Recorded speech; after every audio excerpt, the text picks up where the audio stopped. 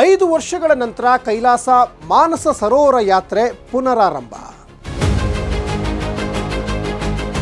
ಸಭೆಯಲ್ಲಿ ತೀರ್ಥಯಾತ್ರೆಯನ್ನು ಪುನರಾರಂಭಿಸುವ ಬಗ್ಗೆ ಉಲ್ಲೇಖಿಸಲಾಗಿದೆ.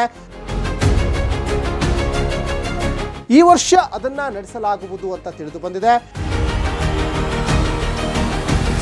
ನಮಸ್ಕಾರ, ಅಶ್ವವೇಗ ಡಿಜಿಟಲ್ಗೆ ಸ್ವಾಗತ.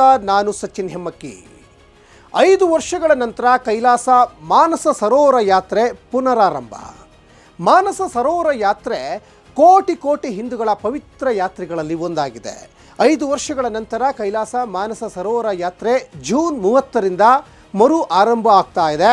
ಉತ್ತರಾಖಂಡ ಸರ್ಕಾರ ಮತ್ತು ಭಾರತೀಯ ವಿದೇಶಾಂಗ ಸಚಿವಾಲಯದ ಆಶ್ರಯದಲ್ಲಿ ಯಾತ್ರೆಯ ಕುರಿತು ಈಗಾಗಲೇ ನವದೆಹಲಿಯಲ್ಲಿ ಸಭೆ ನಡೆದಿದ್ದು, ಸಭೆಯಲ್ಲಿ ತೀರ್ಥಯಾತ್ರೆಯನ್ನು ಪುನರಾರಂಭಿಸುವ ಬಗ್ಗೆ ಉಲ್ಲೇಖಿಸಲಾಗಿದೆ.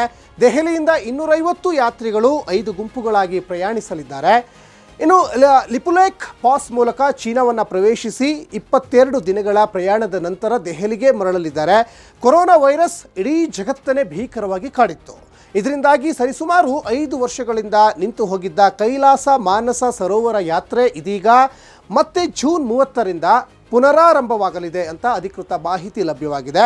ಉತ್ತರಾಖಂಡ ಸರ್ಕಾರ ಮತ್ತು ಭಾರತೀಯ ವಿದೇಶಾಂಗ ಸಚಿವಾಲಯದ ಆಶ್ರಯದಲ್ಲಿ ಯಾತ್ರೆಯ ಕುರಿತು ಈಗಾಗಲೇ ನವದೆಹಲಿಯಲ್ಲಿ ಸಭೆ ನಡೆದಿದ್ದು, ಸಭೆಯಲ್ಲಿ ತೀರ್ಥಯಾತ್ರೆಯನ್ನು ಪುನರಾರಂಭಿಸುವ ಬಗ್ಗೆ ಚರ್ಚಿಸಲಾಗಿದೆ. ಕೈಲಾಸ ಮಾನಸ ಸರೋವರ ಯಾತ್ರೆಯು ಉತ್ತರಾಖಂಡದ ಪಿಥೋರಗಢ ಜಿಲ್ಲೆಯಲ್ಲಿ 17,000 ಅಡಿ ಎತ್ತರದಲ್ಲಿರುವ ಲಿಪುಲೇಖ್ ಪಾಸ್ ಮೂಲಕ ಹಾದು ಹೋಗಲಿದೆ. ಹಿಂದೂ ನಂಬಿಕೆಗಳ ಪ್ರಕಾರ ಕೈಲಾಸ ಪರ್ವತವು ಶಿವನ ವಾಸಸ್ಥಾನವಾಗಿದ್ದು ಮತ್ತು ಅದನ್ನು ಪ್ರದಕ್ಷಿಣೆ ಹಾಕಿ ಮಾನಸ ಸರೋವರದಲ್ಲಿ ಸ್ನಾನ ಮಾಡೋದ್ರಿಂದ ಮೋಕ್ಷ ಸಿಗುತ್ತೆ ಅಂತ ನಂಬಲಾಗಿದೆ. ಪ್ರತಿ ವರ್ಷ ಆಯೋಜಿಸಲಾಗ್ತಾ ಇದ್ದ ಈ ಯಾತ್ರೆಯನ್ನು 2020ರಲ್ಲಿ ಕೋವಿಡ್-19 ಸಾಂಕ್ರಾಮಿಕ ರೋಗದಿಂದಾಗಿ ಮುಂದೂಡಲಾಗಿತ್ತು ಮತ್ತು ಅಂದಿನಿಂದ ಅದನ್ನು ನಡೆಸಲಿಕ್ಕೆ ಸಾಧ್ಯವಾಗಲಿಲ್ಲ. ಆದರೆ ಪ್ರಧಾನಿ ನರೇಂದ್ರ ಮೋದಿ ಮತ್ತು ಉತ್ತರಾಖಂಡ ಮುಖ್ಯಮಂತ್ರಿ ಪುಷ್ಕರ್ ಸಿಂಗ್ ಧಾಮಿ ಅವರ ಪ್ರಯತ್ನದಿಂದಾಗಿ ಈ ವರ್ಷ ಅದನ್ನು ನಡೆಸಲಾಗುವುದು ಅಂತ ತಿಳಿದು ಬಂದಿದೆ. ಜೂನ್ 30ರಂದು ದೆಹಲಿಯಿಂದ ಯಾತ್ರೆ ಪ್ರಾರಂಭವಾಗಲಿದ್ದು, ತಲಾ 50 ಜನರ 5 ಗುಂಪುಗಳಿದ್ದು ಒಟ್ಟು 250 ಭಕ್ತರು ಭಾಗವಹಿಸಲಿದ್ದಾರೆ.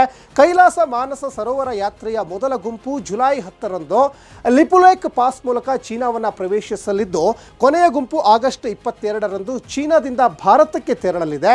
ಪ್ರತಿ ತಂಡವು ದೆಹಲಿಯಿಂದ ಹೊರಟು ಉತ್ತರಾಖಂಡದ ಚಂಪಾವತ್ ಜಿಲ್ಲೆಯ ತನಕಪುರದಲ್ಲಿ 1 ರಾತ್ರಿ, ಪಿಥೋರಗಢ ಜಿಲ್ಲೆಯ ದಾರ್ಚುಲದಲ್ಲಿ 1 ರಾತ್ರಿ, ಇನ್ನು ಗುಂಜಿಯಲ್ಲಿ 2 ರಾತ್ರಿ ಮತ್ತು ನಬಿದಂಗ್ನಲ್ಲಿ 2 ರಾತ್ರಿ ತಂಗುವ ಮೂಲಕ ಚೀನಾದ ತಕ್ಲಕೋಟ್ಗೆ ಪ್ರವೇಶಿಸಲಿದೆ.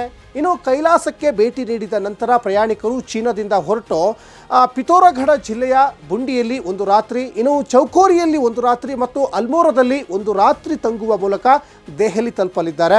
ಹೀಗಾಗಿ ಪ್ರತಿ ತಂಡವು ಒಟ್ಟು 22 ದಿನಗಳವರೆಗೆ ಪ್ರಯಾಣಿಸುತ್ತೆ.